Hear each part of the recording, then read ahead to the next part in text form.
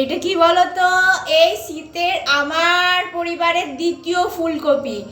এবার তো ফুলকপি আসতেই থাকবে, ঠিক আছে, কিন্তু এই ফুলকপিটা দিয়ে বড়মশাই বলেছিল রাত্রেবেলায় তরকারি করতে, আর আমি এখন লেট খুব তাড়াতাড়ি, তাই এই ফুলকপিটা দিয়ে আমি তরকারি বানাবো। তো চলো, অর্ধেকটা মতো ফুলকপি কেটে নিয়ে আমি জলের মধ্যে একটু ভাপ দিয়ে নেব। তো আজকে আমি ফার্স্ট টাইম এই শীতের এই যে ফুলকপি আলু দিয়ে তরকারি রান্না করছি।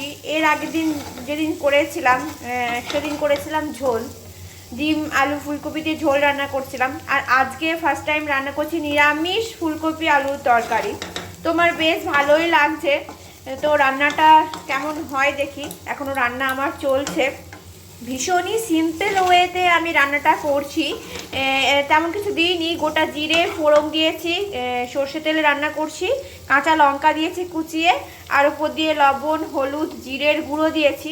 চিনি দিলে তরকারির স্বাদ সুন্দর হয়, তাই সামান্য পরিমাণ চিনি দিয়ে দিলাম। আমার আগে সব শেষে ছড়িয়ে দিলাম অল্প একটু গরম মশলার গুঁড়ো দিয়ে আরও একবার নাড়াচাড়া করে নিচ্ছি ভালো মতন।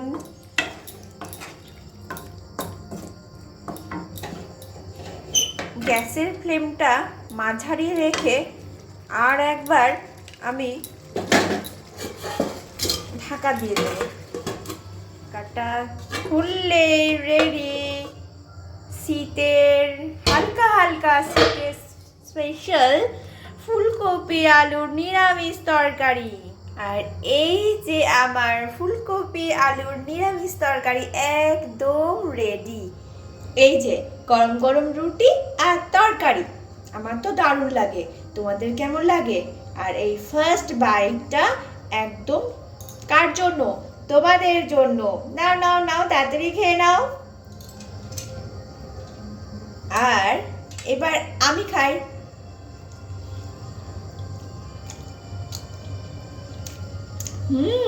দারুণ। আমার তো মনে হচ্ছে বেশ টেস্টি হয়েছে তরকারিটা।